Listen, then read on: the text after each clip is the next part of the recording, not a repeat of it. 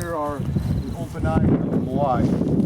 You see them up in the statue there on them off, and they're too far away. But you can see right around here, there's a lip around that socket, and that is where they slipped the eyepiece in from the side and kept them from falling out. They didn't have glue, they didn't have cement, so all their carving had these self-adjusting rocks or these lips to hold things together.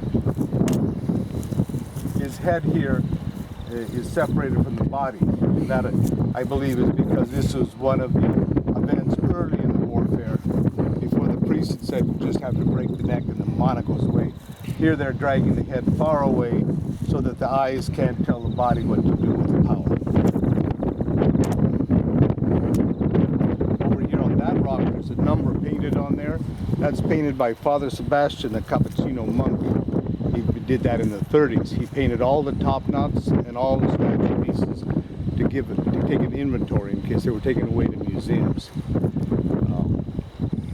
And he also wrote the first dictionary in Rapa Nui. Did a lot of things to probably save the culture and the people. The one with the 640, 640, yeah. 640. That's the Pukao, and that's for one of the Moais that fell off backwards.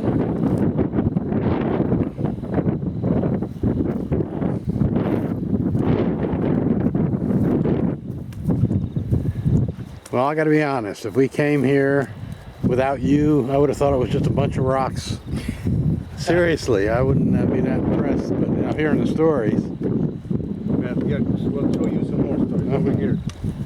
We have a good guide, so we're see the important thing. Here on the back wall are the walls that were not carved at all. Very good job. They match up. Here, these rocks look like they belong together. They are local rocks in this area, and you just, from my point of view, you don't move these rocks twice. They brought them here and they fit. They looked like they fit, and they weren't carved at all. And here we got the body of the one that's back.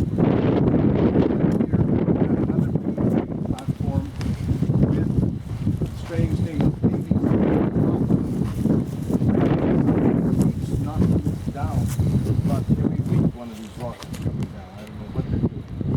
Anyway, what's important over here is there's a ramp. The only ramp on the island. And I think they were preparing to bring the statue that's in the ground over there, walk it up this ramp, and put it on top. We have had not much discussion, not any knowledge of how they got it up on the platforms. I think this shows that they brought it in the last stage up a ramp. And what I also see here, this is part of the collapse of the culture. One, the earthquake knocked their statues down. Two, I think this was at the, with that kind of rock work over there, shows that they had contact with the Americans, which says there's a potential disease. And here's to me the evidence of disease. The ramps on the front were double ramps, and back here on the back, they didn't have the cremations down here anymore. They put them on top of the ramp. There's a crematorium box there and two boxes down there, and there's a river of pebbles here. It says to me they died in the thousands at this stage, which to me says there was disease. Two things: the pebbles, the double ramp on the front, and the fact that they didn't have the resources to get the cremation areas working. Most of this is not written up anywhere else, and I didn't get it squared until years and years of reviewing this stuff. Oh, well, that's why they dried them out in front. So. And they could even use what's called nya'aehe, which is kind of a legume with a woody stem. But they would have used wood, because the last palm tree was cut down in 1960. It was in the crater, and nobody knew it was special.